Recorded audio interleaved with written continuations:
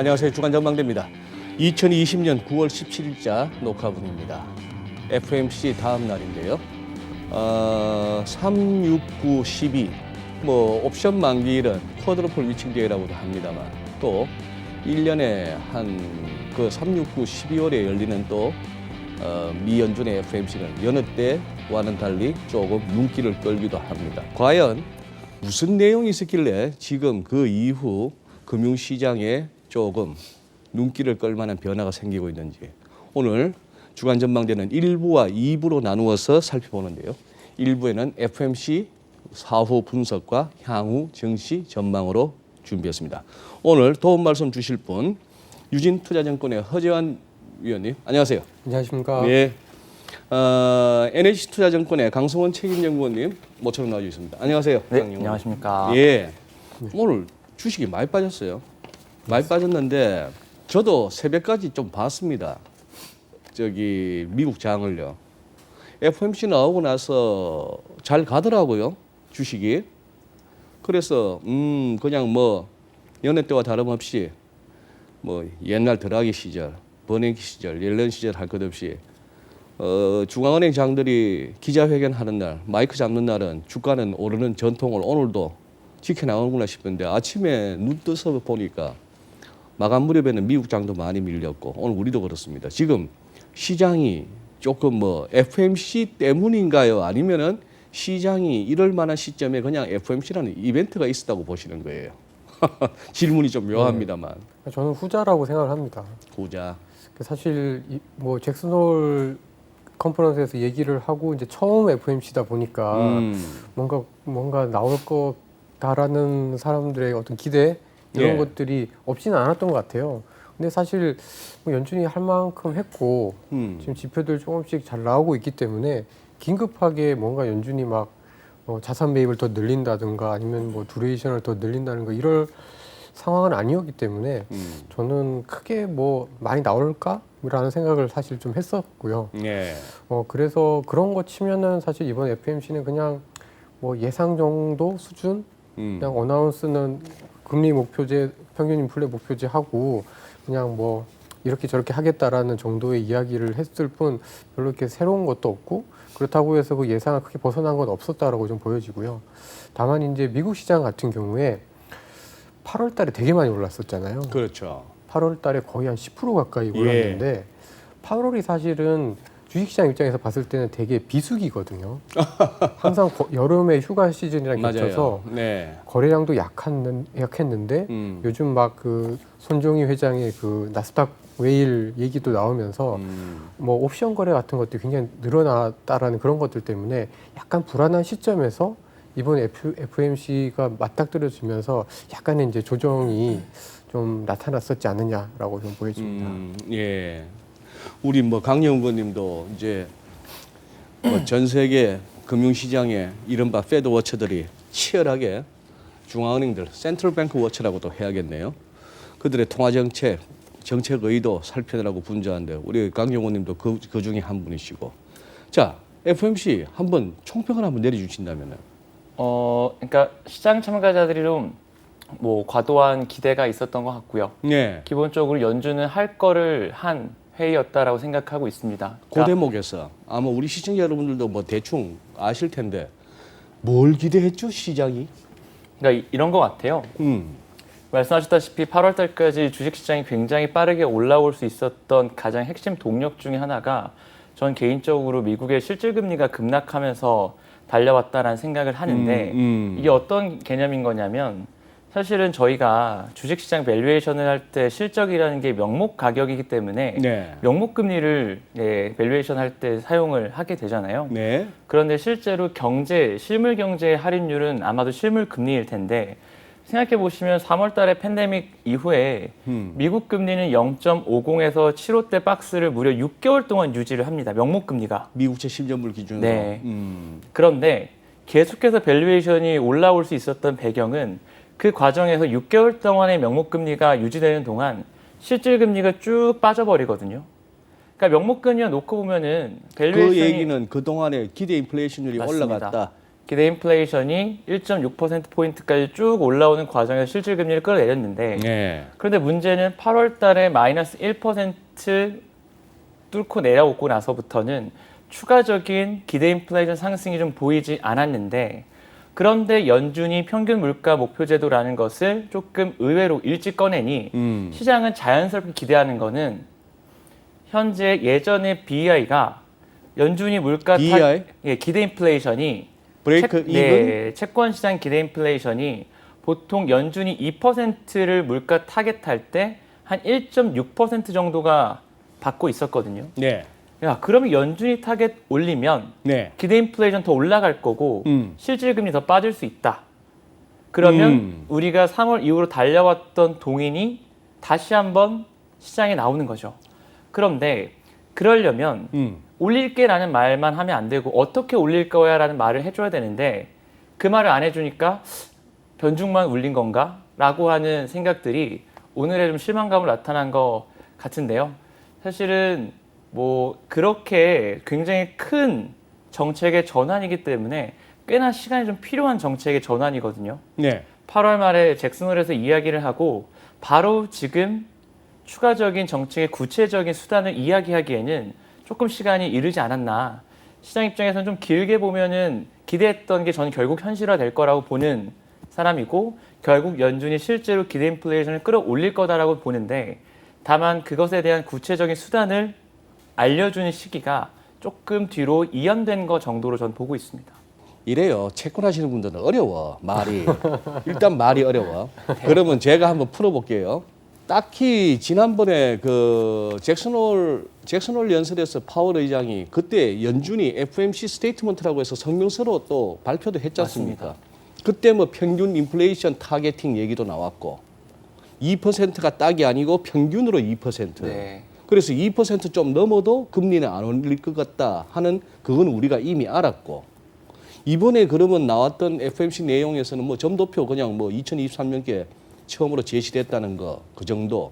그러나 그때까지도 어쨌거나 제로금리가 중간값으로 계속 가고 금리 올릴 일 없고 그리고 무슨 뭐 완전 고용도 되고 인플레도 그 뭐 좋습니다. 다 좋은데 지금 강 연구님 말씀하신 거는 그거 아니에요. 그래 어떻게 인플레이션을 맞습니다. 끌어올릴래 네. 너희가? 어? 근데 그 인플레이션을 갖다가 연준이 그러면 어떻게 하면 인플레이션이 올라가는데요? 그러니까 이런 방법들이 있는 거죠. 결국은 돈을 더 풀어서 뭐 달러를 약세로 더 바꾼다거나 아니면은 실제로 물가 타겟을 올리는 것 자체로도 사실 영향을 주거든요. 네. 그러니까 우리가 목표를 2.5%로 가져갈 거라고 하는 지금은 2% 위라고 했지만 네. 2.5%라는 숫자를 명기하는 것조차도 굉장한 영향을 줍니다. 그래서 오늘 연준에서 파월이 기자회견에서 무슨 얘기하냐면 우리 아직 실탄 다 안 떨어졌다. 포워드 가이던스도 있고 즉 2.5%를 성명서에 박을 수도 있고 QE 규모 늘릴 수도 있고 YCC 할 수도 있고 그런 식으로 탄약을 소개는 했어요. 그런데 그거를 기자회견에서 애모가 떨어지지 않았다 정도의 얘기만 해서 시장에서 조금 실망한 건데 뭐 그 시점은 시점의 문제일 뿐 실제로 기대 인플레이션이 충분히 안 올라오기 시작할 때부터는 연준이 그런 전략을 결국은 수행할 수 있을 거다라고 보는 겁니다. 실망하려면 아예 처음부터 실망하지. 성명서 나오고 파월 기자회견 할 동안에 다우지수고 뭐 나스닥이고 더 올라갔잖아요. 더 올라가다가 막판에 왜 그렇게 쭉 미끄러져요 그러면? 그러니까 기자회견 중간에서부터 약간 네. 주식시장이 좀 힘이 빠지기 시작을 했었어요. 네. 근데 이제 다우는 소폭이지만 플러스로 그래 끝났고 다우는 그나마. 주로 이제 애플하고 테슬라 이런 기술주들이 좀 네. 낙폭을 확대를 했었는데요. 이제 저는 이제 강연구원님 말씀하신 거에다가 조금 더 이제 덧붙이고 싶은 거는 그러니까 이제 그 시중에 유동성이 많이 풀릴 때 연준이 자산 매입을 늘렸잖아요. 근데 요즘 사실 월 한 1,200달러 산다고 했는데 1,200억 달러. 근데 지금 요즘 들어서 사는 게 한 600억, 700억 달러 정도밖에 안 되거든요. 근데 이제 이번에 어떤 얘기를 했냐면, 그러니까 스테이트먼트 상에서 보면은 제가 좀 유심히 봤던 게 첫 번째로는 RP 매입 같은 내용이 빠져버렸어요. RP 매입. 이 RP 매입 하면서 또 단기 자금을 뿌리는 게 있는데 그 네. 내용이 없어졌고, 지난 7월 달에 FOMC 성명서에서는 자산 매입을 함으로써 금융시장을 뭐 영어로 하면 펑셔닝하게 하면서 그 금융 여건을 되게 완화적으로 한다라는 두 줄을 되게 길게 써놨었는데 예. 이번에는 그냥 자산 매입을 통해서 금융시장의 완화적인 여건을 조성하기 위해서 한다라고 해서 되게 짧게 끝났는데 그 얘기인즉슨 자산 매입에 대해서 별로 이렇게 시장이 원하는 것만큼 뭐랄까 이렇게 안 해준다라는 어떤 뉘앙스를 사실 조금 주지 않았느냐. 저는 이제 그렇게 보면서 이제 연준이 할 수도 있는데 안 한다라는 느낌을 사실 준 거죠. 그래요. 그러면 그러면은 잠깐만 강영호님 다음 FMC가 언제예요? 11월 5일이고요. 대선 직후입니다. 11월 3일이 대통령 선거잖아요. 맞습니다. 미국. 그것도 묘하네요. 그러면 대선 전에 마지막 FMC였네. 네네. 내가 파월이라도 안 하겠다. 지금 누가 될지도 모르는데. 할 이유도 없고 말씀하신 RP 같은 경우에도 사실은 RP가 한 2달 정도 RP 수요가 거의 RP를 제로였어요. 우리말로 어떻게 하면 되죠?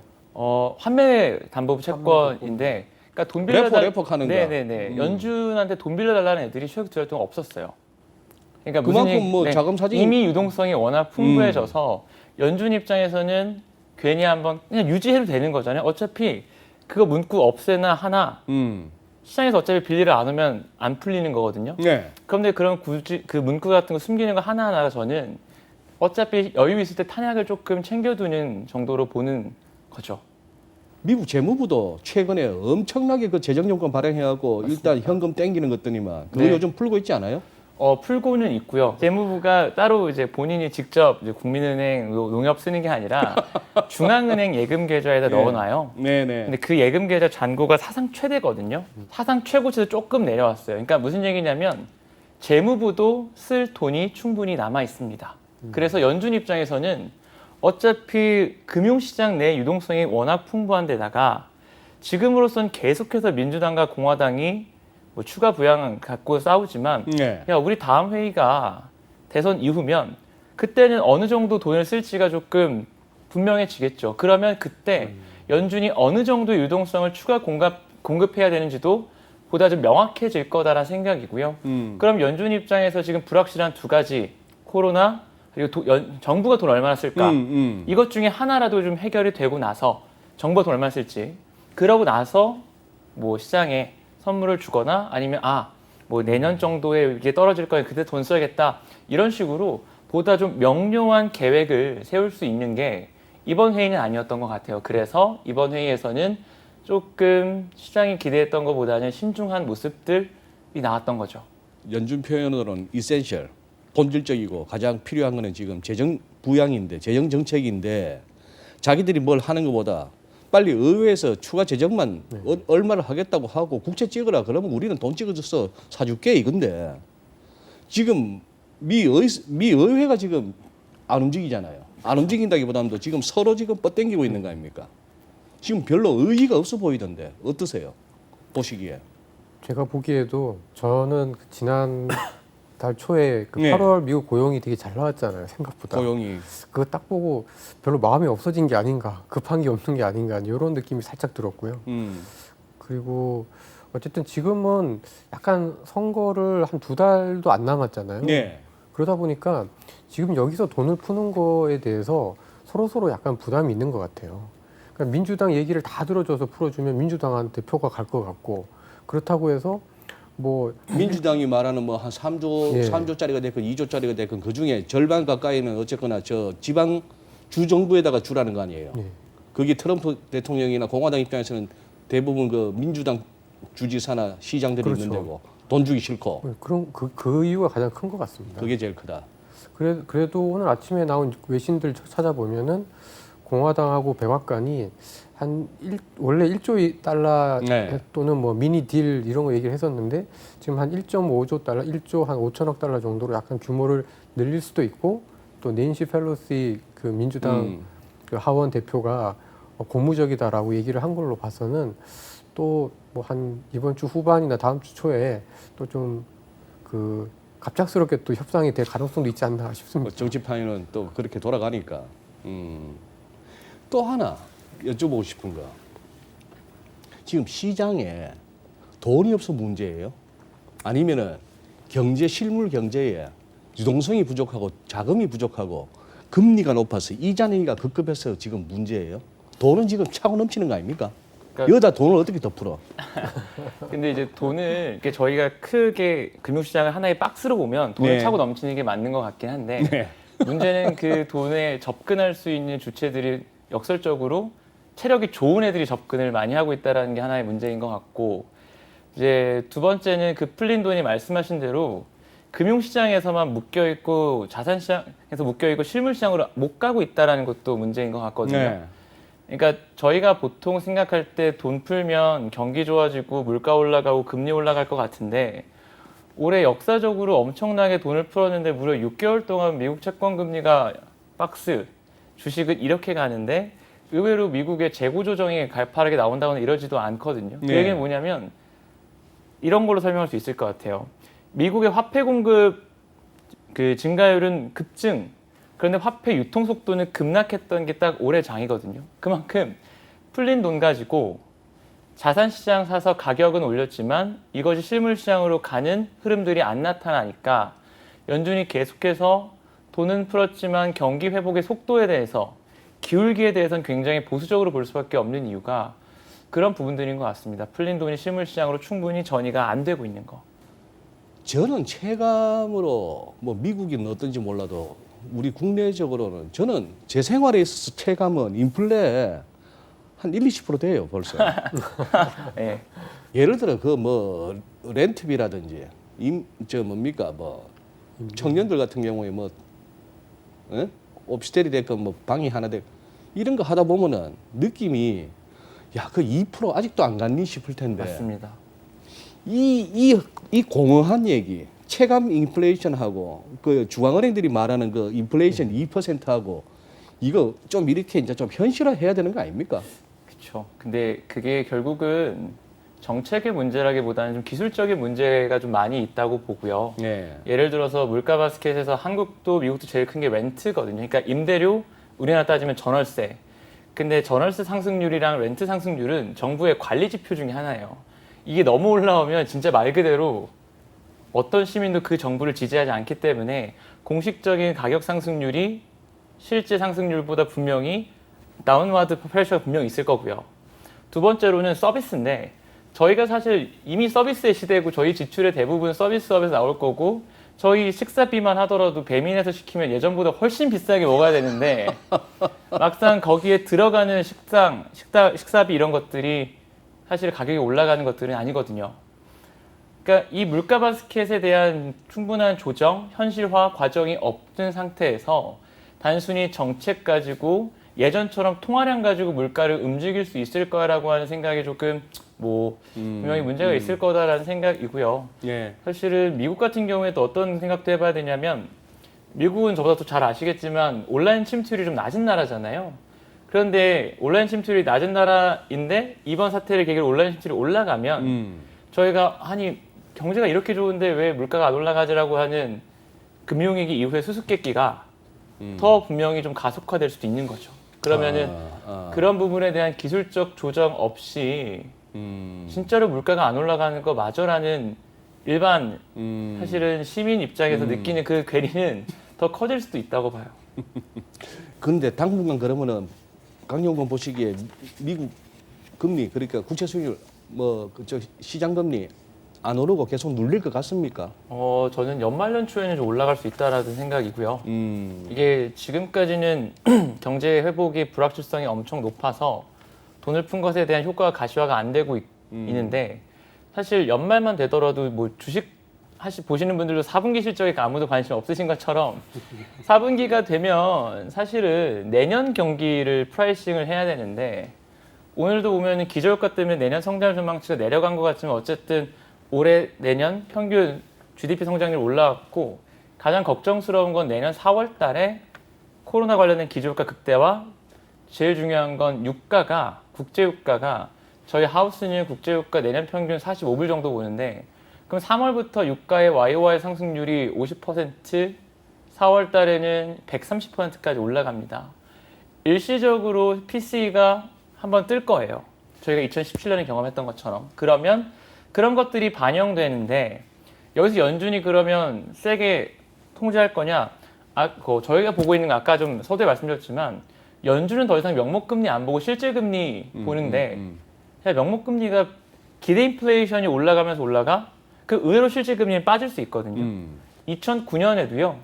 금융위기 이후에 2009년 1월 달에 QE 하면서 명목금리 급등하는데 기대 인플레가 더 빨리 올라가 버리니까 실질금리가 내려가면서 다 경기도 좋고 다른 위험성에 좋았습니다. 그래서 연말 연초에는 금리가 잠깐 튀을 것 같습니다. 그런데 그 이후에는 에이 별거 아니네 라면서 다시 좀 내려갈 것 같고 내년도 금리 궤적은 정확히 국제유가 YOY 상승률에 연동돼서 움직일 것 같아요. 1분기 잠깐 올랐다가 다시 이제 2분기부터 내려가는 그런 형국을 좀 보고 있습니다. 지금 미국채 10년물이 0.7% 정도인데 네.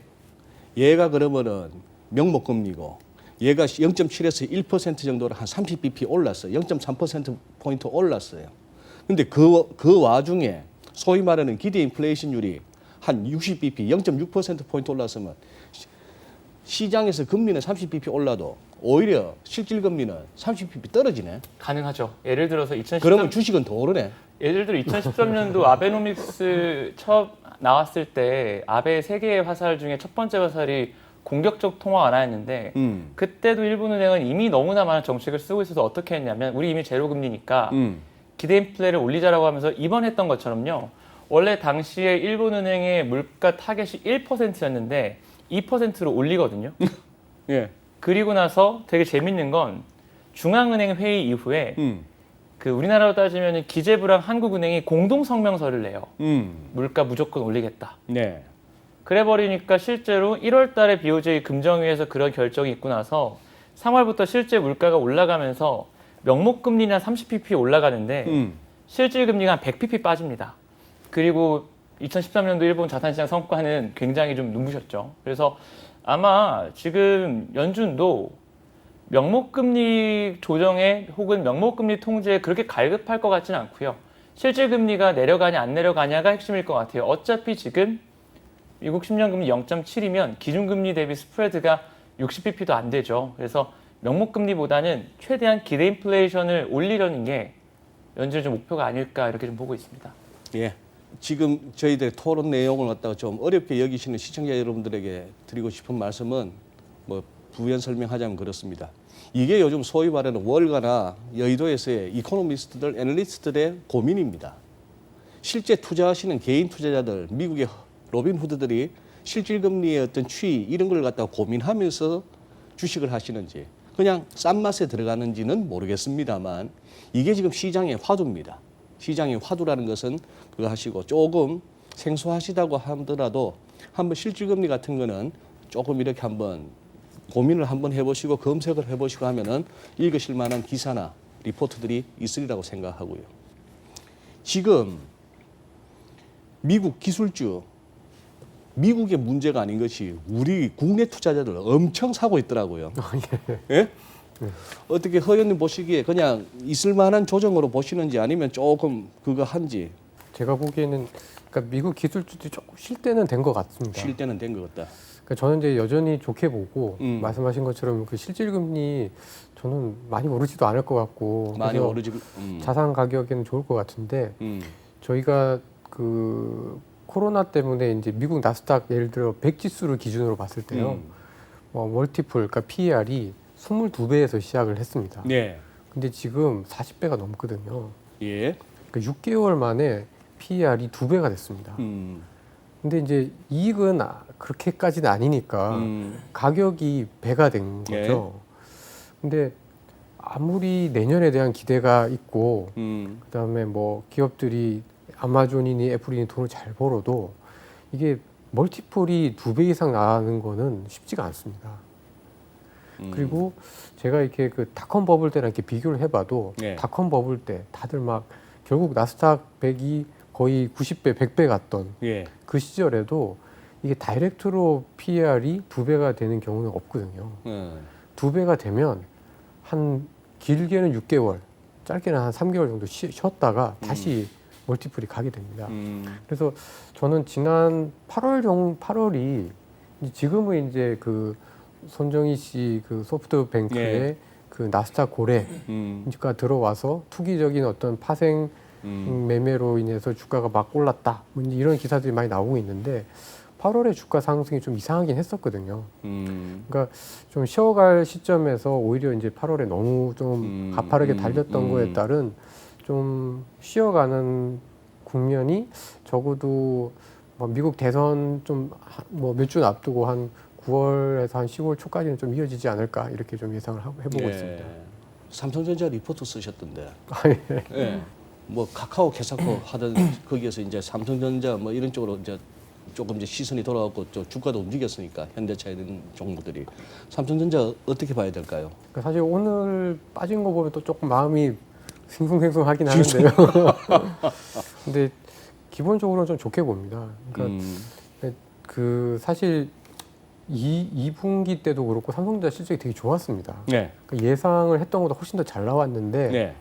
이제 그때는 다들 네이버 사고 카카오 사고 좀 있다가 이제 LG화학 사고 SDI 사고 이제 이러면서 사실 이제 삼성전자가 코스피가 바닥 대비해서 한 60% 이렇게 오르는 동안에 네. 삼성전자는 30%도 못 올랐습니다. 그래요. 그러니까 굉장히 맞아요. 언더퍼폼을 예. 되게 심하게 했는데, 근데 오히려 실적은 특히 반도체 같은 실적은 이 코로나 때문에 전부 다 뭐 반도체 많이 이제 사가지고 반도체 실적도 안 나빴었고, 네. 그리고 3분기에는 또 하웨이가 지금 이제 또 미국의 제재 때문에 네. 빨리 재고를 엄청 쌓아야 되는 상황이다 보니까 그러니까 반도체 가격은 빠져도 물량은 생각보다 안 줍니다. 네. 예. 그런 거에다가 지금 3분기에 삼성전자가 핸드폰을 엄청 팔았습니다. 소위 말하는 그 IM 부분, 그러니까 모빌리티, 그러니까 핸드폰 사업부가 굉장히 돈을 많이 벌었고요. TV도 요즘 엄청 잘 팔리는 것 같습니다. 그래서 지금 대부분 삼성전자 3분기 영업이익이 뭐 9조, 10조 이랬는데 지금 컨센서스가 거의 10조 후반, 11조까지 나오거든요. 뭐 오늘 그렇더만. 예. 근데 11조면 7분기 만에 가장 좋은 겁니다. 예. 그러니까 7분기라는 건 어떻게 보면 1년 반 지난 거잖아요. 그러니까 삼성전자 실적이 지금 턴어라운드 하고 있다라는 거죠.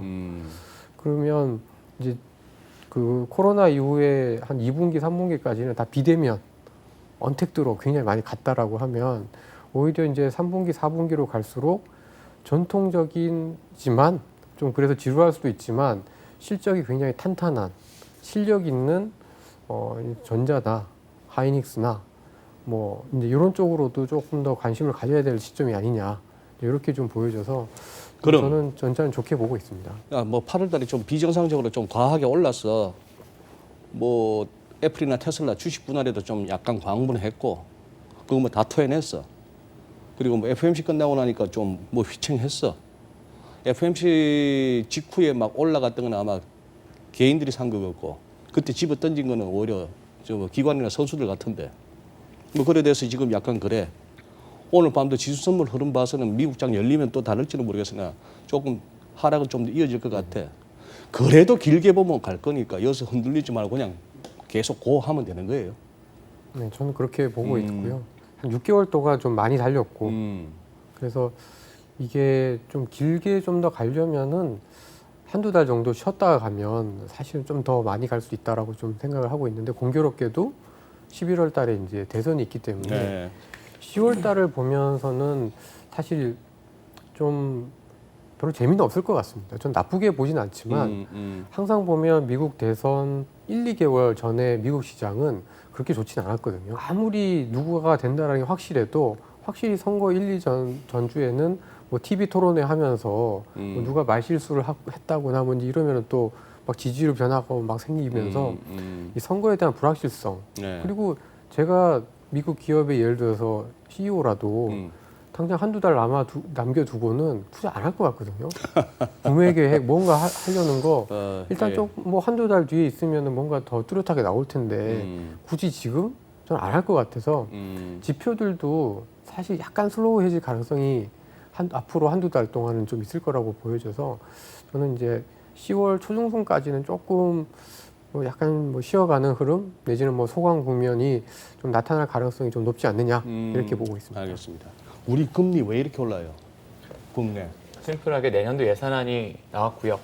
내년도 예산안이 173조가 나왔는데 4차 추경이 그 이후에 나왔으니까 4차 추경 제거하고 보면 올해 코로나 사태보다 더 많은 채권이 발행이 됩니다. 그러면은 이제 주식 하시는 분들이 좀 쉽게 이해할 수 있는 용어로 엄청난 유증이 계속되는 거예요. 한국 채권 시장에.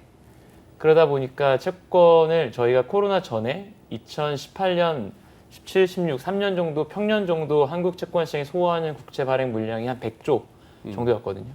근데 올해가 코로나 때문에 대규모 추경하면서 한 167조 정도였다가 4차 추경 포함되면 이제 175조까지 가는 거고 내년에 173조 소화를 해야 되는 거예요. 근데 이제 금리 인하나 이런 게 있었을 때는 대규모 채권 발행이 돼도 시장에서 정책 모멘텀 가지고 채권 사버립니다. 그런데 지금 한국 기준금리 0.50이면 추가 금리 인하는 안 할 것 같은데 연준도 독일도 다 기준금리 다 내린 것 같은데 그럼 내년에 도대체 어떤 걸 가지고 이 채권 113조를 사야 되나 라는 고민들 그런 수급 부담이 굉장히 좀 강한 상황이고요. 지금 한국 채권 시장이 의외로 보면 AA 등급 10년 금리가 압도적으로 다른 나라보다 높거든요. 이게 AA 등급 중엔 유럽 마이너스 금리가 많아서 평균으로 하면 너무 차이가 많이 나긴 하는데 압도적으로 높은 이유가 딱 하나입니다. 경제가 좋아서? 아니요. 그냥 수급이 엄청나게 시장에 부담으로 작용하고 있습니다. 그러면 이거를 해결할 수 있는 방법은 하나죠. 아니 뭐 우리나라보다 훨씬 채권 발행 많이 한 나라들 중앙은행이 사줬잖아요. 근데 한국은행 같은 경우에는 굉장히 조금 채권 매수에 보수적이고 굉장히 신중한 스탠스를 보이고 있어서 시장 입장에서는 이 물량을 정책 당국이 어느 정도 소화해 줄 줄 알았는데 그것도 안 해주니 일단 시장에서 계속해서 부담인 상태고요. 그래서 일단은 연말 연초에 한국은행이 내년도 채권 매수에 대해서 이번에 처음으로 4분기에 5조 매수에 대한 이야기를 줬습니다. 그거를 계속해서 정례화해서 내년에 우리가 어느 정도 물량을 가져가 줄게라는 신호가 나오기 전까지는 사실 국내 금리가 쉽게 내려오긴 좀 어려운 국면이 된 것 같아요. 말이 좋아 우리가 가져가 줄게는 얘기지만 그 말은 그만큼 돈 찍는다는 얘기죠. 그렇죠. 보통 다른 주요 선진국들은 중앙은행이 이렇게 해줄게라고 명확하게 가이던스 줬었잖아요. 올해 무제한 양적 완화하고 네. 얼마씩 산다. 네. 흔히 말해서 중앙은행이 딜러 역할을 하는 상황에서는 카드 치는 사람들은 같이 치는 사람들이 어떻게 칠지만 고민하면 돼요.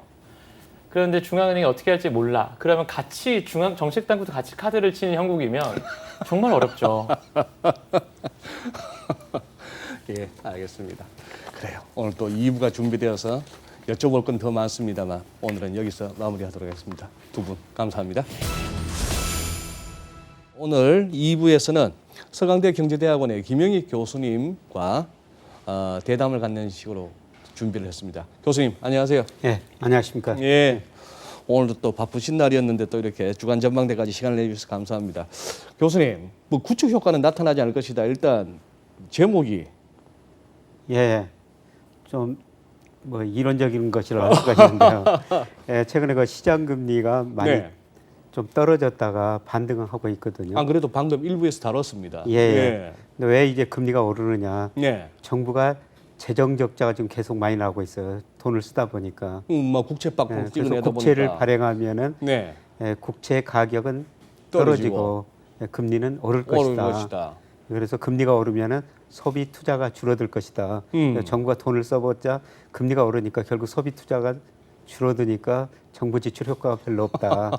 예, 그런데 예, 저는 저 금리는 안 오를 것이다. 그런 주장을 좀 그런 한번 해보고 의미에서의 싶습니다. 구축 효과인데 예. 금리는 안 오를 것이다. 예, 예. 아, 그 말씀. 예, 근데 이 본격적인 얘기에 들어가기 전에 예. 그리고 지금 또 시장이 또 약간 좀 이제 흔들립니다. 예. 묘하게 또 FMC라는 이벤트를 갖다가 빌미로 예. 그렇게 흔들리는데 한번 시장 진단 잠깐 한번 듣고 어떻게 보시는지. 제가 많이 틀려가지고 예. 제가 3분기가 조정 받을 것이다 그랬는데 사실 8월 달에 헐헐 날아가 붙죠. 헐헐 날아갔습니다. 네. 예, 근데 지금도 3분기입니다. 예. 예. 근데 지금부터 그 10월 중순까지는 조금 더 깊은 조정이 한번 있을 거로 지금 보고 있습니다. 10월 중순까지. 예. 그래서 뭐 여러 가지 이유가 있지만은 그동안 미국 주가나 우리 주가 지금 미국 주가 너무 경제 변수를 가대평가했거든요. 네. 그래서 제가 미국 산업 생산 소매 판매 그다음에 고용 거기다 유동성 M2를 넣어도 뭐 지난 8월 말 현재 한 24% 정도 가대평가됐고요. 그동안 이렇게 쭉 교수님 그 모델로 예. 평가해 오셨던 그걸로 봤을 때 예. 여전히 과대 예. 주식은 좀 부품하다. 예, 그래서 나스닥 지수가 뭐 오르다가 한때가 10% 조정받고 지금 조금 왔다 갔다 하는데 왔다 갔다 하고 있죠. 예, 저는 제가 가지고 있는 모델로 보면 한 10월 중순까지 미국 주가는 한 15% 안팎 좀 조정을 받을 수 있다 그렇게 보고 있고요. 올 한 해 시장의 특징이 예. 교수님 예. 그 천하의 레이달리오가 수익률이 마이너스 18%더라고요. 아 그렇습니까? 금년에. 예, 오늘 그러니- 또 그분 지금 글을 오전에 많이 읽었거든요. 예. 글로벌 금융시장 큰 역사의 흐름을 보면서 세계 경제 축이 어디로 가고 있느냐. 예. 예, 결론은 저 미국 측에서 지금 중국 쪽으로 가고 있다. 이런 큰 흐름들을 그 이야기하고 있는데요. 근데 그분은 좀 참 통찰력이 굉장히 좋은 분이라고 생각하는데 예. 올해 수익률이 저는 그렇게 마이너스가 될 줄 몰랐습니다. 저도 뭐 저 블룸버그 기사를 보고 깜짝 놀랐는데 그러니 지금 그런 거죠. 시장 오래 봤다는 사람들이 힘든 금년입니다. 예, 예. 예. 그리고 교수님도 저도 좀 올 한 해 좀 욕 많이 먹었죠. 예. 예. 제가 얼마 전에 한 방송에 나갔는데요. 네. 야, 젊은 사람들 생각이 정말 많이 다르구나. 음. 예. 근데 그 방송 같이 주제가 그분들하고 예, 토- 예. 네. 그 요새 주시장이 워낙 좋으니까 예. 주시장을 테마로 잡았는데 네. 많은 젊은 분들 또 저하고 상대로 나오신 분이 네. 그냥 저 부동산 돈 빌려가지고 아파트 사면 잘했다고 했지 않느냐. 그런데 왜 주식을 돈 빌려서 사면 안 되느냐. 그래서 돈 빌려서 주식 투자해야 된다. 뭐 그렇고 실제로 젊은이들이 많이 그렇게 하고 있더라고요. 예, 예. 저는 좀 조심스럽게 접근해야 된다는 게 지금 우리나라 명목 GDP 성장률이 이제 잘해야 3, 4%일 겁니다. 예. 그러면 과거 보면은 주가 상승률은 그것보다 1%포인트 정도 높거든요. 그러니까 매년 주가의 기대 수익률이 저는 앞으로 4 내지 5%라고 생각하고 있어요. 네, 네, 네. 예, 그런데 은행에서 돈 빌리면은 한 3% 신용대출 뭐 2% 되죠. 그것 가지고 과연 그만큼 수익을 얻을 수 있을 것인가. 또 증권사에서 뭐 90일짜리 신용으로 빌려가지고 주식 사는데 그렇게 하면 이자가 5%에서 10%를 내더라고요. 연율로. 근데 제가 생각하는 앞으로 주식시장 기대 수익률이 한 4 내지 5%인데 그렇게 돈 빌려가지고 그만큼 수익을 낼 수 있는가. 굉장히 공부하지 않은 사람 아니면은 저는 쉽지 않다 그렇게 생각하는데 관리 대상 종목이 뭐 두어 달 만에 2배, 3배 가는 장이었으니까 예. 뭐 지금 이제 교수님 말씀하시는 그런 것들을 갖다가 예. 젊은 분들이나 공격적인 투자자분들이 보시기에는 맨날 저렇게 걱정만 예, 예. 한다 이러는 거죠. 예. 그래서 뭐, 제가 그런 이야기를 했더니 댓글이 네. 저한테 그 교장 선생님 같은 이야기만 한다. 그런 댓글도 싫어가지고 저도 야, 어릴 때- 저는 아주 구세대구나. 저도 어릴 때 교장 선생님 그 전체 조회 시간에 교장 선생님 후나 말씀할 때 참 지겨웠죠. 젊은 사람들이 저 같은 사람 보면 요새 그런 느낌인 것 같습니다. 아니 그러면 이제 오늘 교수님 강의를 한번 들어보겠습니다. 그냥 제가 그냥 교수님 쭉 한번 말씀하시는 거 듣고 여쭤볼게요. 예. 근데 우리 정부가 지금 돈을 많이 쓸 수밖에 없거든요. 네. 이제 경제 주체가 가계, 기업, 정부, 해외 부분이 있는데요. 예. 뭐 가계 부채 많다지만은 가계 자금 잉여 규모가 많이 늘어나고 있어요. 네. 지난 1분기만 해도 우리 가계가 62조 잉여가 났거든요. 그 의미가 뭐냐면은 가계가 금융회사에 저축한 돈이 빌린 돈보다 62조가 많았다는 거죠. 저축한 게 더 많다. 예, 예, 금융회사에 저축하는 거. 은행에 넣든지 주식 채권 샀든지 가계에 잉여나고 있어요. 가계 그리고 기업은 잉여. 투자를 덜 하다 보니까 부족 규모가 줄어들고 있거든요. 그러면 이게 가계, 기업, 정부, 해외 부분이 이렇게 균형을 맞춰야 되는데 가계 잉여가 기업으로 조금 가고 그 다음에 해외로 돈이 나가고 있고 지금 해외 증권 투자 많이 나가고 많이 있지 않습니까? 나갔죠. 나머지를 정부가 쓸 수밖에 없어요. 그러면 마이너스는 전부 못이네요. 그래야 균형이 맞죠. 예, 균형이 맞으니까. 네. 그래서 정부가 지금 쓸 수밖에 없는 구조로 가고 있고요. 정부가 지금 재정 적자를 많이 내고 있죠. 네, 네. 그러면 재정 적자를 내려면은 그 세금을 거둘 수가 없고 결국 국채를 발행할 수밖에 없거든요. 그래서 제가 이 그래프 한번 그려놨습니다만은 국채 발행 규모가 지속적으로 늘어나고 있어요. 지금 작년 말 현재 뭐 100조를 이제 넘어섰거든요. 그러네요. 파란색. 네. 네. 그 GDP 대비 비중 보더라도 뭐 90년대 한 5% 정도 됐는데 예. 최근에 30%가 넘었거든요. 그래서 이제 시장에서 이야기하는 것은 정부가 이렇게 국채를 발행하니까 국채 공급이 늘어나가지고 예, 국채 가격은 떨어지고 금리는 오를 것이다. 네, 네. 이런 이야기가 나오죠. 네. 근데 제가 하고 싶은 이야기는 정부가 이렇게 아무리 국채를 발행하더라도 네. 우리 거시 경제 여건이나 나중에 은행이 채권을 살 것이기 때문에 금리는 안 오른다. 예, 그런 이야기입니다. 그래서 지금 국채 발행이 계속 늘어났는데요. 네. 예, 금리하고 상관계수 구해 보면은 한 마이너스 0.8 정도 이렇게 국채 발행을 늘려도 사실 국고채 수익률 금리가 예, 계속 떨어지고 있거든요. 그래서 국채 발행이 늘어나면은 아까 구축 효과로 인해 가지고 금리가 올라야 된다는 거예요. 근데 국채를 저렇게 많이 발행하는데도 금리는 계속 떨어지고 있거든요. 이 X축이 길다 보니까 예. 최근 들어서 조금 오르고 있는 것이죠. 예. 예. 그리고 지금 제가 예. 작년 기준으로 그려놨는데 지금 올해는 더 떨어지고 있어요. 올해 지금 국고채 3년 수익률이 0.8%까지 떨어졌거든요. 그러니까요. 네, 네. 그러면 네. 왜 네. 저렇게 국채를 정부가 많이 발행하는데도 국고채 수익률 금리가 안 오르고 떨어지느냐? 네. 예, 그런 건 여러 가지 이유가 있다는 것입니다. 우선 저 금리에는 미래 경제 성장, 미래 물가가 들어가고 있어요. 네. 근데 저거는 제가 추정한 것보다 현대경제연구원에서 우리나라 잠재 성장을 한번 추정해 본 거거든요. 네. 근데 현재 2% 초반이에요. 근데 갈수록 노동이 줄어들고 자본 스탁 증가세 둔화되고 그다음에 생산성 하루아침에 증가하는 거 아니거든요. 네. 조만간 우리 경제 성장률, 잠재 성장률, 경제 성장 능력이 1%대로 떨어진다는 겁니다. 그래서 네. 금리에는 미래의 경제 성장, 미래의 물가가 들어 있는데요. 그동안 금리가 떨어졌다는 건 앞으로 경제 성장률, 물가가 더 낮아질 것이다. 이런 의미였는데 실제로 지금 경제 성장률이 많이 낮아지고 있고 그다음에 우리나라 소비자 물가 상승률 작년에 0.4%였고요. 올해도 아마 0.45% 뭐 그 정도 그칠 거고요. 네. 특히 국민 경제 총체적인 물가 수준을 나타내는 GDP 디플레이터라고 있거든요. 네. 그게 최근 8분기 연속 평균으로 전년 동기 대비 마이너스 0.6%입니다. 그래서 우리 경제가 디플레에 빠지지 않느냐. 그러니까 금리가 떨어졌다는 것은 앞으로 금리에는 미래 경제성, 미래 물가가 들어 있는데 실제로 금리가 떨어지고 나서 저렇게 경제 성장을 떨어지고 물가 상승도 많이 떨어진다는 거죠. 네. 그래서 지금 금리가 뭐 국고채 10년짜리가 뭐 1.5% 안팎, 그다음에 3년짜리 0.9%까지 좀 올랐는데요. 금리가 그렇게 낮다는 것은 앞으로 경제 성장은 물가가 더 떨어진다는 것이죠.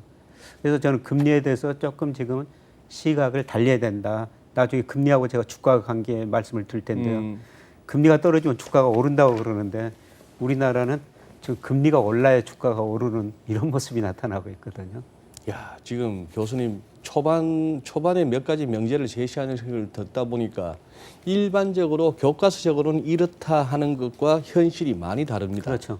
근데 또 금리가 떨어지는 부분은 이렇게 저렇게 예를 들어서 물가 상승률을 갖다가 반영하기도 하고 경기 침체를 반영하다 보면 금리가 떨어지기도 하고 뭐 이렇지만 저는 직관적으로 돈값이 떨어지는 거 아닙니까? 예. 돈이 이렇게 철철 넘치는데 예. 예. 어디나 어느 나라나 심지어 그래서- 마이너스 금리 갈 정도로 예. 예.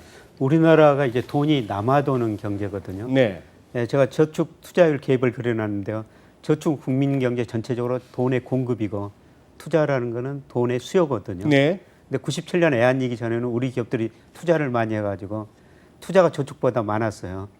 저축 빼기 투자율 대비 저축 빼기 투자했을 때 마이너스가 마이너스였죠. 나오는 거구나. 네, 네. 예, 그러니까 금리가 돈이 부자의 높은 수준 유지할 수밖에 없죠. 네. 근데 97년 애한위기를 겪으면서 기업들이 상대적으로 투자를 줄이니까요. 저축이 투자보다 높아졌어요. 네. 그래서 계속 돈이 남아도는 경제라는 것이죠. 네. 저축이 상대적으로 투자율보다 높다 보니까 네. 돈이 남아도는 경제라는 네. 거죠. 그래서 뭐 얼마 전까지 저 은행 지점장들이 저한테 이런 농담을 해요. 97년 애한위기 전에는 목에다 힘줬다는 거죠.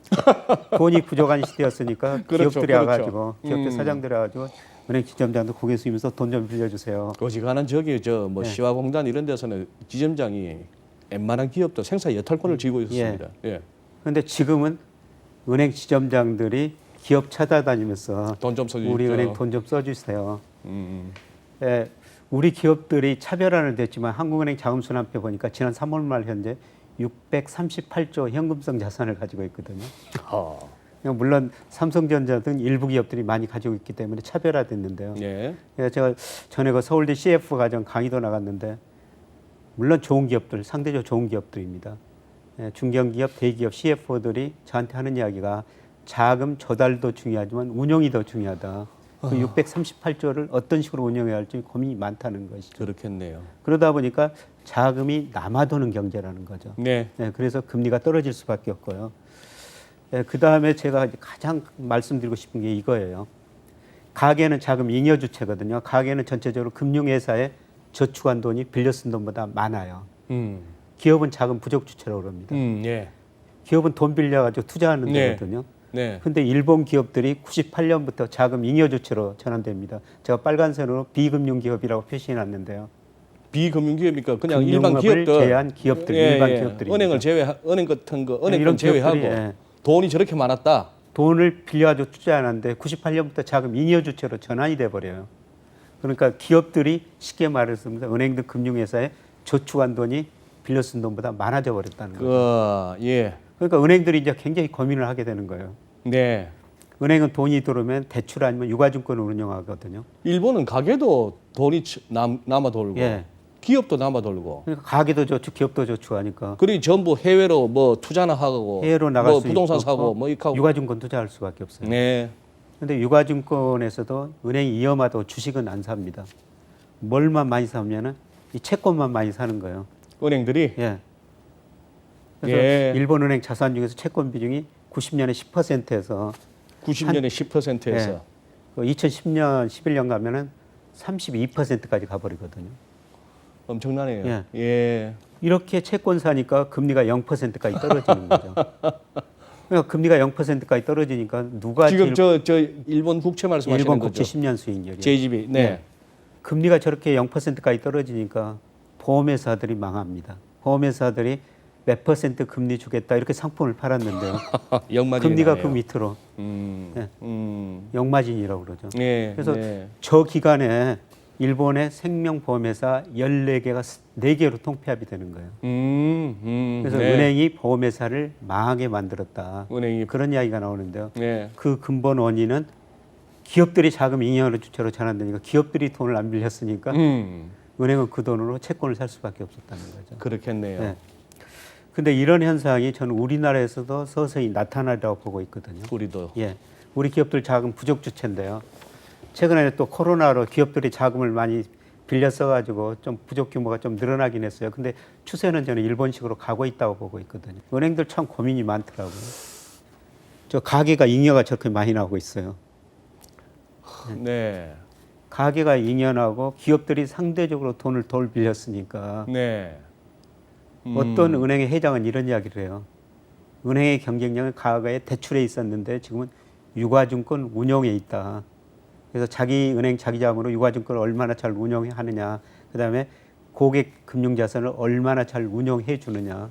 그래서 은행들이 지금 거기에 신경 많이 쓰고 있거든요. 예. 대출보다는 고객 금융자산을 얼마나 잘 운용해 주느냐. 옛날처럼 편안하게 예. 예대 마진 따먹던 시절이 아니고 예예. 이제 잘 투자해서 안 깨지고 벌어야 그렇죠. 되는군요. 예. 은행 그 대출하고 채권 중에서요. 지금 대출이 거의 60% 차지하고 채권은 한 16% 정도 됐는데 네. 일본의 저게 98년 모습이에요. 이 모습이 예, 일본의 98년 모습. 이게 예. 일본이 그때부터 기업이 돈을 안 갖쌌으니까 그 돈 가지고 채권을 엄청 사면서 채권 비중이 결국 32%까지 늘어나는데요. 채권 비중은 이제 앞으로 올라갈 거고 예, 이제 시작이라는 거죠. 이제 대출은 줄어들 거고 예. 우리도 예. 그래서 우리 저 금리를 결정하는 경제 성장률 떨어지고 저축이 투자보다 많아가지고 돈이 남아도는 경제고요. 은행이 채권 사면서 금리가 떨어질 거라는 거죠. 그런데 이 기간에 저 일본 경제가 나쁘니까 일본 정부가 GDP 대비 정부 부채가 200%까지 넘었거든요. 네. 엄청난 국채 발행했지 않습니까? 예. 근데 그 국채를 이 은행들이 다 사줘버리는 거예요. 그래서 일본이 뭐 국가 부채 200% 넘는 거는 딴 데처럼 그렇게 걱정하지 말라는 말도 예. 저렇게 은행이 사줘가지고 채권 금리가 0%까지 떨어지니까 이자 부담이 없는 거죠. 예, 그리고 정부 입장에서 이자 부담이 없고 예, 그리고 그 국채를 자기 나라 은행이 사주니까 자기들이 95%를 가지고 있는 거예요. 무슨 디폴트 걱정도 없고 디폴트 걱정도 없고. 근데 저는 우리가 지금 그리 가고 있다. 예, 그래서 정부가 아무리 채권을 많이 발행하더라도 그 채권을 은행 등 금융회사들이 다 사줄 거기 때문에 구축력과 정부가 국채를 발행해도 금리가 못 오른다. 오히려 일본식으로 더 떨어진다. 네, 저는 이런 식으로 보고 있습니다. 아까 저는 처음에 모두에 말씀하실 때 은행이 사줄 거니까 할 때 한국은행이 사준다는 말씀이신가 했더니 네. 은행이 살 수밖에 예, 없네요. 은행이 살 수밖에 없습니다. 예. 기업 자금 수요가 줄어드니까. 예. 네, 그래서 이제 금리는 계속 떨어지는데, 근데 우리가 이제 금리에 대해서 다시 한번 생각해 보자는 것이죠. 금리에 대해서. 예. 네. 지금 금리가 낮다고 지금 가계부채 돈 많이 빌리고 네. 지금 가계부채가 심각한 수준이거든요. 그렇죠. 금리 낮으니까 부동산도 하고 가계부채가 아마 올 2분기부터 우리나라 GDP 대비 100%가 넘었을 것 같습니다. 예. 근데 가계부채가 뭐가 문제냐면요. 사실 97년에 외환위기는 우리 기업부채가 많이 늘어나가지고 외환위기 겪었지 않습니까? 네. 근데 기업부채는 크니까 조정을 할 수가 있어요. 금융시장이 조정해주고 물론 정부가 공적자금 투자했지만, 예. 근데 이 가계부채는 은행이 다 부담해주든지 은행- 아니면은 정부가 그거를 떼한든지 예, 그거 그런 식으로 가야 아니면 되거든요. 그거 아니면 가게가 다 감당을 하고 예. 근데 가계부채가 그렇게 늘어나는 거는 저는 이렇게 낮은 금리 때문에 예, 그러는데 우리가 금리에 대해서 한번 저금리에 대해서 다시 한번 생각해 보자는 겁니다. 예. 그래서 우선 그 일본 사례인데요.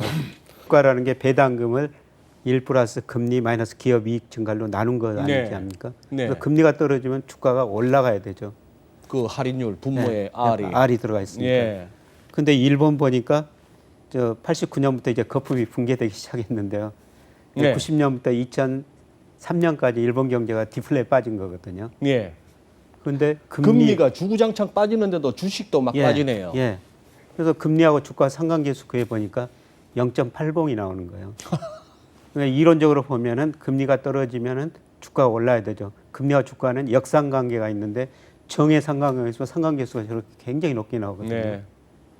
그래서 주가를 결정하는 거는 금리보다는 기업 이익 증가율이다. 여기서 제가 또 뭐 하나 예. 저 나름대로 또 그걸 뭐 부연 설명을 한번 붙여본다고 나서 본다면은 주가 이렇게 떨어지는 거는 그만큼 뭐 경기가 안 좋든지 기업 실적이 안 좋든지 그런 상황이고 예. 그렇다 보면은 또 정책 금리가 또 중앙은행들이 늘 또 막 그때 되면 또 기준금리를 막 낮추지 않습니까? 예, 예. 그러다 보니 같이 또 이렇게 막 떨어지기도 하는 예. 거고 뭐 어떻게 보면 경기 나빠지고 하니까 금리 떨어지는 것도 그러니 막연하게 금리가 낮아지면은 주식이 오를 거야. 이게 참 실정적으로 보니까 막연한 얘기네요. 예, 그렇습니다. 그러니까 이런 저금리 시대 때는 금리보다는 주가나 자산가를 결정하는 게 기업 수익이나 경제 성장이 더 중요하다는 거죠. 네. 그래서 경제가 좋아질 것 같으면 두 개 다 오릅니다. 음, 금리도 오르고 주가도 오르고. 근데 경제가 또 나빠지면은 둘 다 떨어지거든요. 그랬던 것 같네요. 그러니까 클린턴 이런- 때는 진짜 주식도 오르고 금리도 오르고. 예. 예.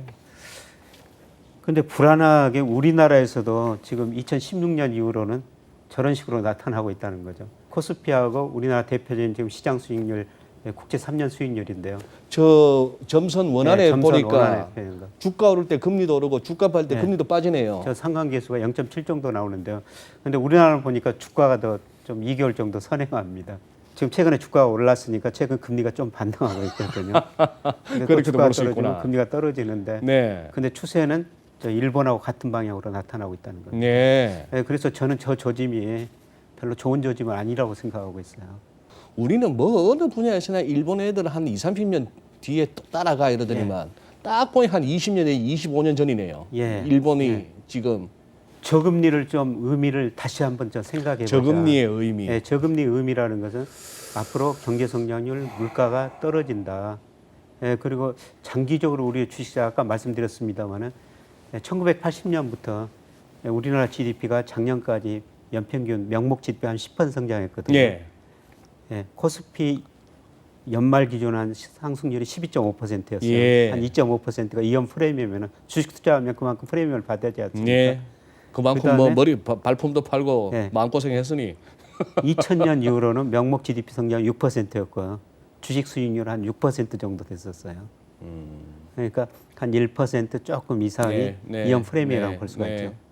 그런데 이런 식으로 보면은 지금 금리가 이야기해 주는 것은 우리 경제 성장률이 더 떨어질 것이다. 물가 상승률도 더 떨어질 것이다.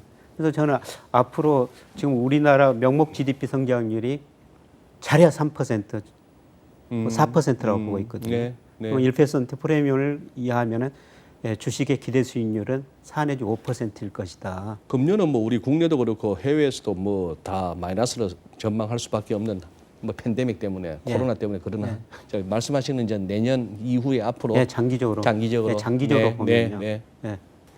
그래서 자산 가격을 결정하는 거는 저는 이제 금리가 아니라 기업이익이나 경제 성장률이다.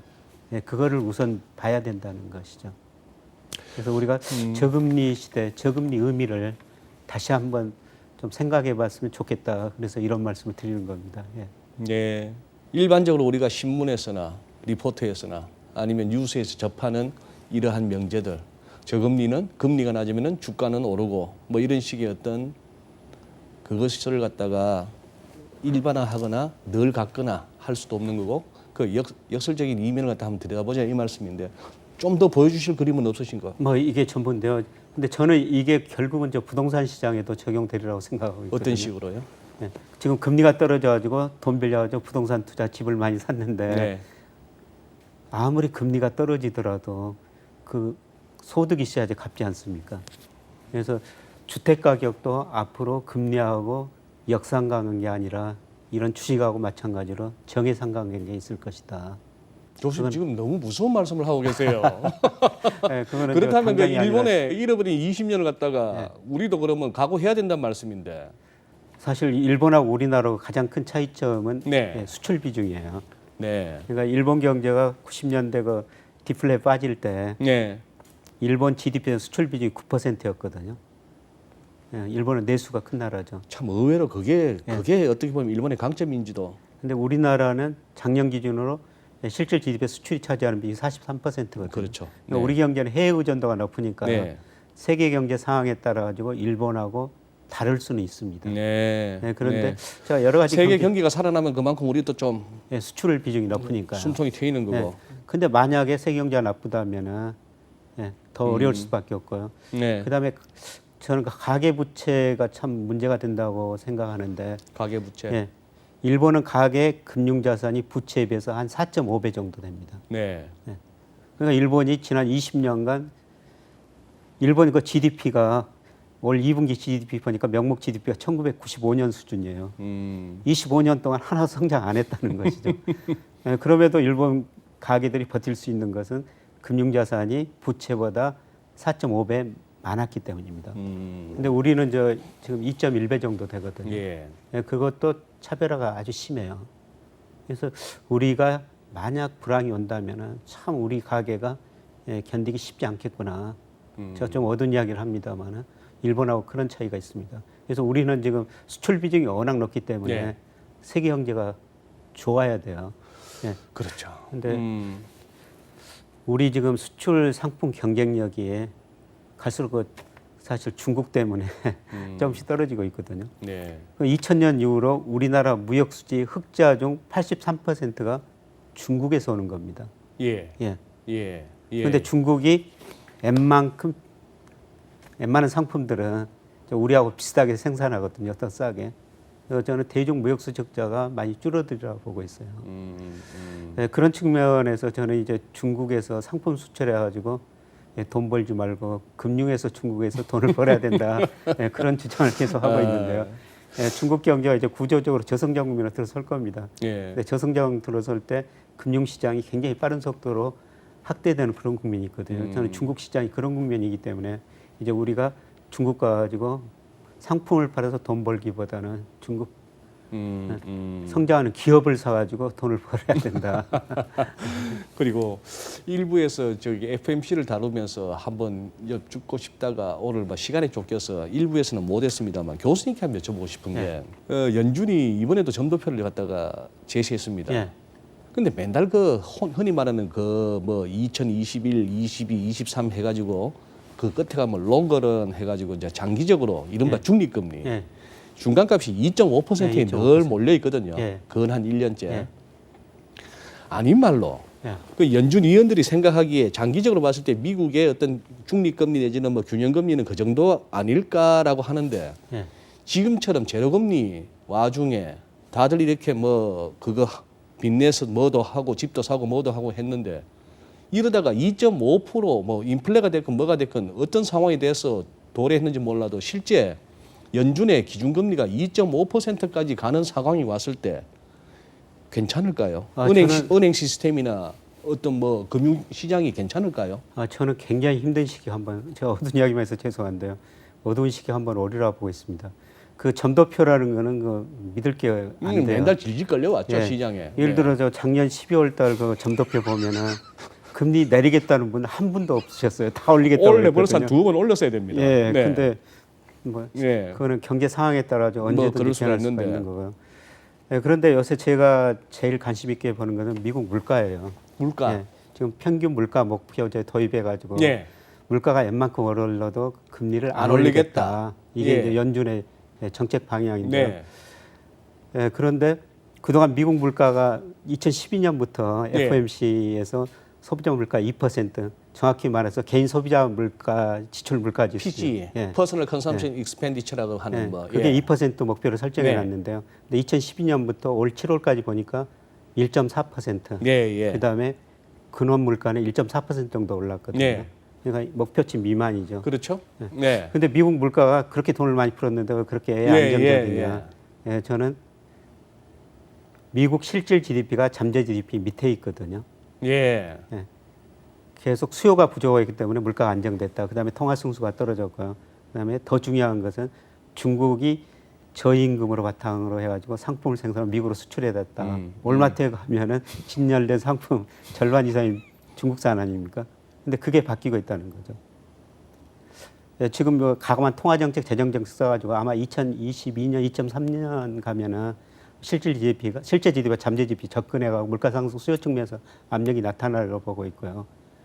예, 그 다음에 저 트럼프 대통령은 지금 중국서 수입 안 하고 그걸 미국서 생산하겠다고 그러는데 트럼프 대통령의 바이 아메리카가 현실화되면 물가가 오를 수밖에 없네요. 오를 수밖에 없습니다. 공급 측면에서. 네. 그런데 그 초기에는 아마 저 연준이 금리 인상 안 하고 참을 건데요. 근데 저 시장 금리는 물가가 오르면 오를 수밖에 없어요.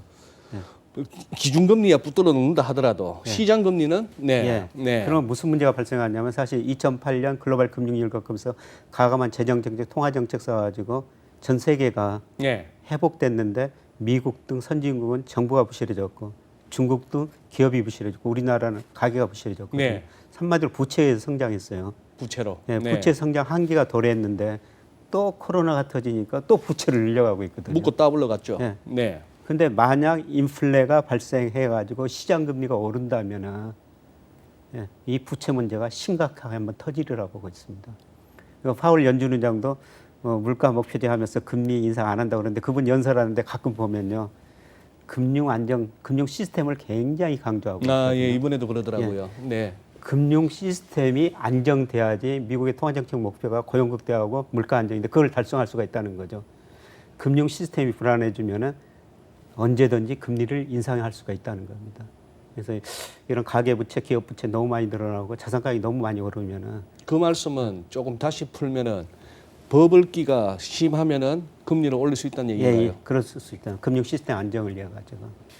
예, 그래서 저는 앞으로 2, 3년 후에 만약에 미국에서 인플레가 발생하면은 전 세계 경제가 이 부채 문제를 한번 해결하고 넘어가야 됐구나. 아까 네이 달려 그 이야기를 하셨습니다만은 네이 달려가 지금 세계 경제 문제를 세 가지로 지금 지적하고 있거든요. 네. 전 세계 금리는 낮아졌고 부채는 너무 많다. 네. 앞으로 통화 정책 여지가 없다. 통화 정책의 여지가 없다. 예. 그다음에 소득 불균형이 너무 심화됐다. 더 양극화됐다. 이게 과거 보면 역사적으로 소득 불균형이 심화되면요 전쟁, 혁명, 예, 그다음에 전염병으로 해결되거든요. 예. 그래서 그분은 저 전쟁 이야기도 가끔 하고 있지 않습니까? 그 사이클 이렇게 그려가지고. 아, 예. 예, 그리고 한 가지는 중국이 너무 커지고 있다. 이랬을 때 세계에서 큰 문제가 발생할 수 있다. 그래서 오늘도 그 파이낸셜 타임즈 보니까요. 미국하고 중국하고 전면전은 안 할 것이다. 사실 전면전은 못 하죠. 예, 저는 서로 잃는 게 많으니까. 원자폭탄한테 노벨 평화상을 줘야 된다고 생각하고 있어요. 핵폭탄한테 네. 예, 핵폭탄 그나마 때문에 서로 전쟁 못 하고 못하는 있는 거죠. 예. 예, 그런데 부분적으로 남중국에서나 대만을 통해 가지고는 미중이 붙을 수 있다. 오늘 파이낸셜 타임즈 이제 한 명 기사더라고요. 약간 대리전 내지는 국지전이 네, 그런 예, 게 지금 예. 세계 경제 문제라는 것이죠. 네. 예, 알겠습니다. 아 그래요, 교수님. 저도 이거 다시 보기로 해갖고 한번 또 복습을 한번 해봐야겠습니다. 생각할 게 좀 많아집니다. 예. 그래서 제가 계속 그 요새 뭐 주장한 것은 교장 선생님이라고 그러는데 저금리의 의미를 다시 한번 생각해 보자. 저금리라는 것은 경제가 그만큼 나쁘다. 돈 빌려가지고 함부로 투자하는 것은 아니다. 예. 그런 말씀을 드리고 싶은데요. 저금리의 의미 한번 그리고 일본의 과거 실정적인 그 흐름을 갖다가 우리와 한번 대비하면서 좀 생각해 볼 것들이 많아지는 그런 상황이었습니다. 그리고 뭐 연준이 제시하는 중립금리 2.5% 과거에는 그거 뭐 우리 10%, 10%대 금리도 있었고 6, 7%대 금리도 있었습니다만 그때는 야 2.5면 얼마나 금리도 싸고 이래저래 돈 빌려서 할 것도 많을까 싶었는데 지금은 어느덧 2.5 가면 세상이 뒤집어질 것 같은 두려움이 생기는 그런 묘한 세상을 우리가 이미 살고 있는 것 같습니다. 교수님 오늘 강의 감사합니다. 고맙습니다. 네, 중간전망대 이번 주는 이렇게 한번 진행해 보았습니다. 저희 계획은 김혜희 교수님 그래도 한 달에 한 번 정도 이렇게 모셔서 이런 식의 강의식 대담으로 한번 풀어 나가볼까 생각하고 있습니다. 오늘도 고맙습니다.